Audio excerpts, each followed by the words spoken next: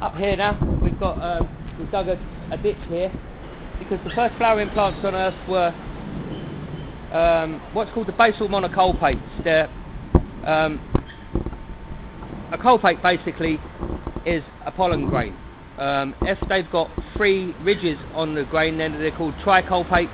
The ones that were first in the phylogeny, in the evolution of things, had 1 ridge on a pollen grain, and it's called a monocolpate. So the basal monocolpates will be in the pond. They're the early nymphaea groups, the water lilies, all that kind of stuff. Beyond that, so that will be what tells the story of the first flowering plants on Earth.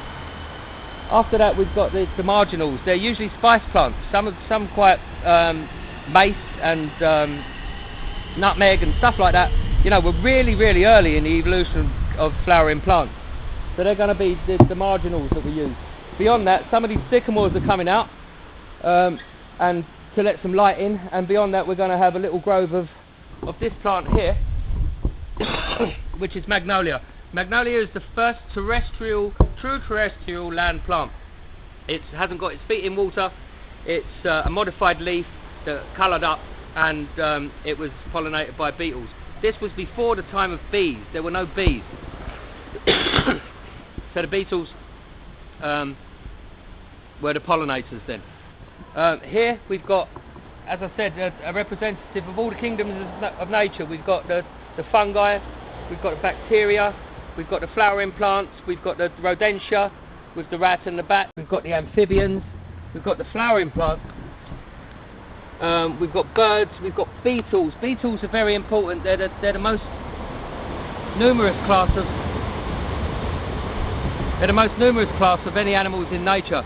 There's more beetles than any other thing. There's more beetles than fish. There's more beetles, types of beetle species, than flies, than anything else. You know, the beetles have got 10 times as much as any other group in nature. The beetles here, it's all supposed to be lining up. If you look at it, it's a spiral of animals, like a double helix, and they're all lining up to Linnaeus to say, well, what's my name then? Now, if you follow me, I'll show you some more stuff up here.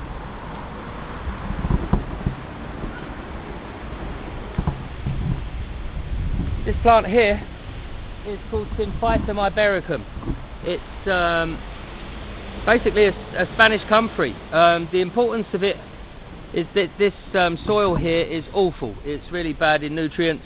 It's about this thick, and this catches nutrients in its roots. It catches nitrogen in its roots, and that increases the bulk of the nutrients in the soil. As we go further up, there's goldenrod here, which is self-seeded. I don't know where it came from, but it looks absolutely fantastic, so it's staying. This is Buddleia Buddleia. Buddleia is quite a rare plant it was quite a rare plant from the mountains in China. It was, when it first came here, people wanted it. It was absolutely so sought after that people would give a year's wages for 1 plant of Buddleia. Since then, it really likes the idea of staying here. It's become a native. It's quite invasive. It grows on mountains in China, as I said, so railway sidings, anywhere there's nice drainage, is absolutely perfect for it. You see it growing out the side of buildings sometimes. It's named Buddleia Davidii. It's named after 2 different plant heroes of mine. Adam Buddle, who was a plant specialist and plant explorer, and Father David, who was the sort of the French equivalent of Darwin. So this is one of the rarest plants. Well, it's not a rare plant, but it's one of the only plants that's named after 2 different botanists. You've got this one here, Euphorbia, named after a hero of the Trojan Wars, Euphorbus. And if you look at this, it bleeds a white liquid when you break any of the stems. The Christmas poinsettia is a euphorbia. It's part of this group. The thing about it is, it's quite dangerous. If you get the milk, the sap that comes out of it on your skin, and you go out in the sun, it will leave scar tissue.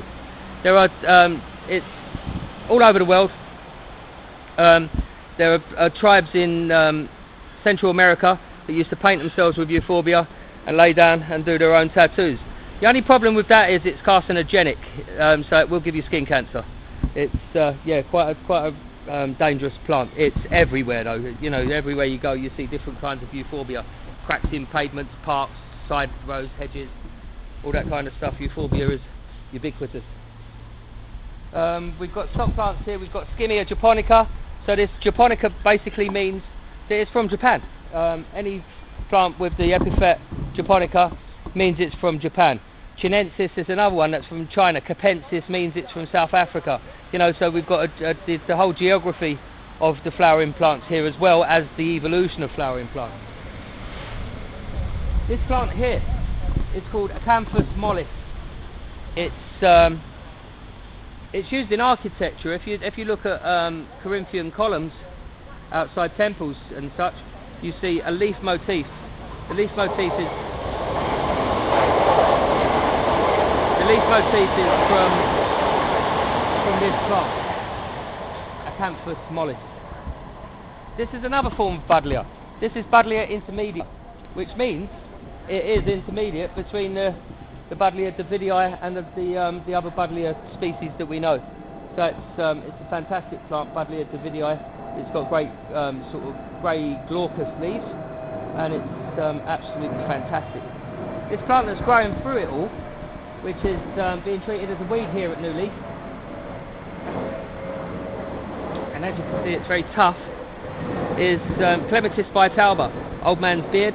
Grows everywhere, waste hedges, all that kind of stuff. It's also called traveller's joy because it grows near to habitation, so when you've been out in the fields and you're coming home, you know that you're getting near to your house.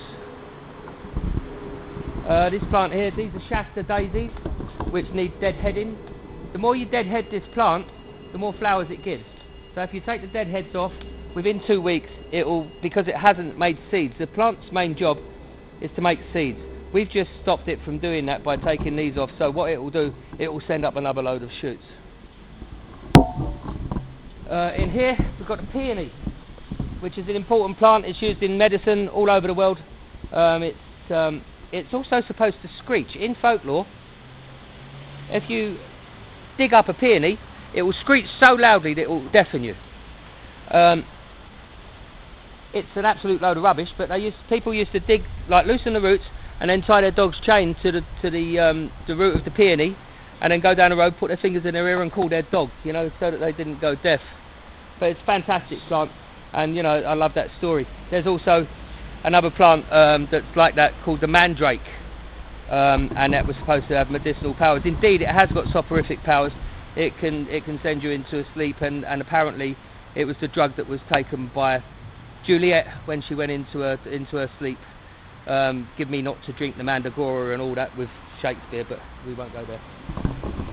Okay, these are fantastic little plants. Everybody sees them all over the place, and they're related to the buttercup, and they're ranunculus, but you know they're blue buttercups. Okay. Then there's other stuff like the berberis and some hedge plants. But this, as I said, it's not been laid out yet. It's going to tell. This is just stock plants that we're going to tell the story of the evolution of flowering plants with. Up here, you can see that this is a railway sidings, and when we first came here, we initially came along to do a litter pick, but then I got a bit carried away and thought it would be a great path for telling the story of the evolution of flowering plants. I pitched it to the council and to the to Network Rail. Network Rail gave us a lease on the land, a rolling lease, for nothing on both sides of the station, and told me to go ahead and do it. I went to the Southwark Youth Offending Service and said to them, can we have some of your young people so we can switch them on to the joys of nature and plants, and they said yes please. So that's where we are and why we are where we are.